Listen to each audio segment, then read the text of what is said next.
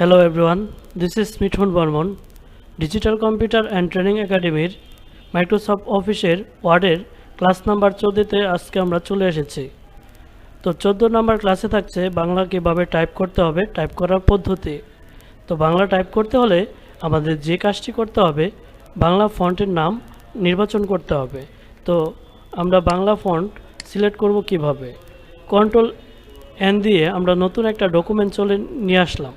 তো এখানে বাংলা ফন্ট আমরা সিলেক্ট করব হোম থেকে বাংলা ফন্টটা সিলেক্ট করার পরে বাংলা ফন্টের সাইজটা আমরা বৃদ্ধি করে ফেললাম।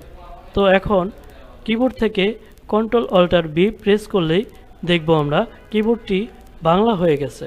তো এখন আমরা লিখব। তো লিখতে চাইলে শিফট স্বরবর্ণ লিখব।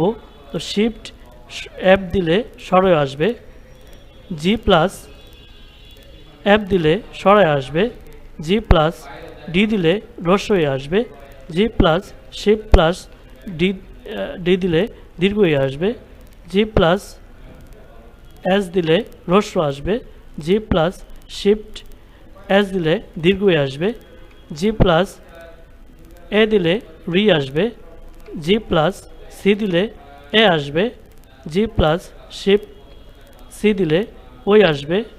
এখানে ও উ আছে, সেই জন্য এক্স দিলে অটোমেটিক উ চলে আসবে, জি প্লাস শিফট এক্স দিলে ওই ও চলে আসবে।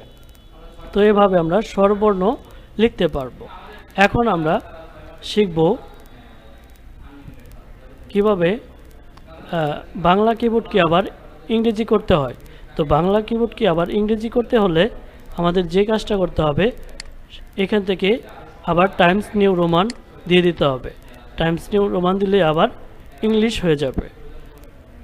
এখন তো আমরা পরবর্তীতে আমরা দেখতে পারবো কিভাবে একটি করে শব্দ লেখা যায় বাংলাতে। তো আজকের ক্লাস এই পর্যন্তই। সবাই ভালো থাকবেন, সুস্থ থাকবেন। ধন্যবাদ। দেখা হবে নেক্সট ক্লাসে।